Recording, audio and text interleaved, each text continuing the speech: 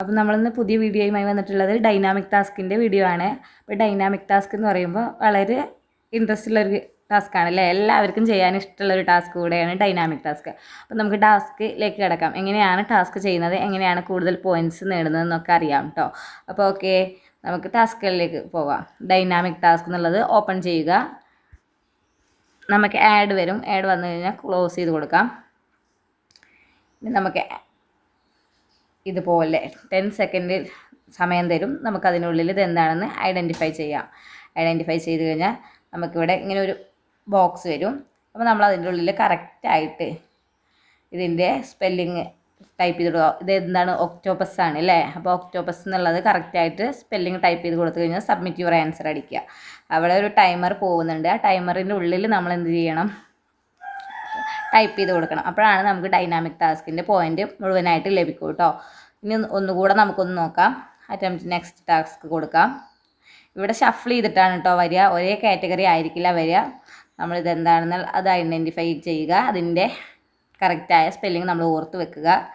അതിന് ശേഷം നമുക്ക് തരുന്ന ലെറ്ററിൽ ഏതാണോ മിസ്സിങ് ഉള്ളത് അത് നമ്മൾ എന്ത് ചെയ്യുക, ടൈപ്പ് ചെയ്ത് കൊടുക്കുക. ഇവിടെ ഇപ്പോൾ 11, 15 കാണുന്നില്ലേ, 13, 12, 11, 10 അങ്ങനെ സെക്കൻഡുകൾ പോകുന്നുണ്ട്. ആ സെക്കൻഡ് കംപ്ലീറ്റ് ചെയ്യുന്നതിന് മുമ്പ് നമ്മൾ എന്നിട്ട് ടാസ്ക് കംപ്ലീറ്റ് ചെയ്യണം. ഓക്കെ, അങ്ങനെയാണ് നമ്മൾ ടാസ്ക് വരുന്നത്. അപ്പോൾ നമ്മൾ ടൈപ്പ് ചെയ്ത് കൊടുത്തപ്പോൾ നമുക്ക് 5 പോയിൻ്റ് ലഭിച്ചിട്ടുണ്ട് അല്ലേ. അപ്പോൾ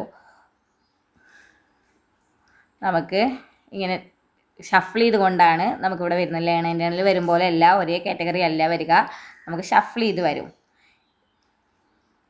ഇതെന്താണ്, കാസിയ ഫിസ്റ്റുല അല്ലേ. സബ്മിറ്റ് ചെയ്തു.